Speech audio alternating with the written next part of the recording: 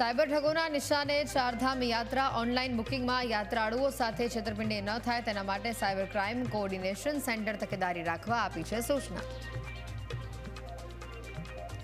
જમ્મુ કાશ્મીરમાં કુદરતના કહેરની વચ્ચે ગુજરાતની બસ ફસાઈ। બનાસકાંઠા અને ગાંધીનગરના તમામ 50 મુસાફરો સુરક્ષિત। વાદળ ફાટતા 5 લોકોના મોત, 100થી વધુ લોકોનું રેસ્ક્યુ કરાયું। રાજ્યમાં આકરી ગરમીની અંબાલાલની આગાહી। 23 એપ્રિલથી ગરમીનો વધુ એક રાઉન્ડ। મે મહિનામાં ગરમી ભૂક્કા બોલાવશે। મધ્ય ગુજરાતમાં 44 થી 45 ડિગ્રી પહોંચશે તાપમાન।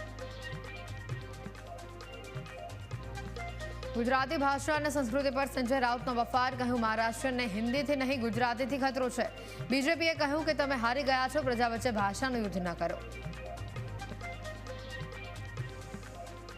ધર્માંતરણની પ્રવૃત્તિઓ વચ્ચે તાપી જિલ્લા કલેક્ટરનો આદેશ। શાળાઓમાં ધર્મ આધારિત પ્રવૃત્તિ ન થાય તેને રાખવી પડશે તકેદારી।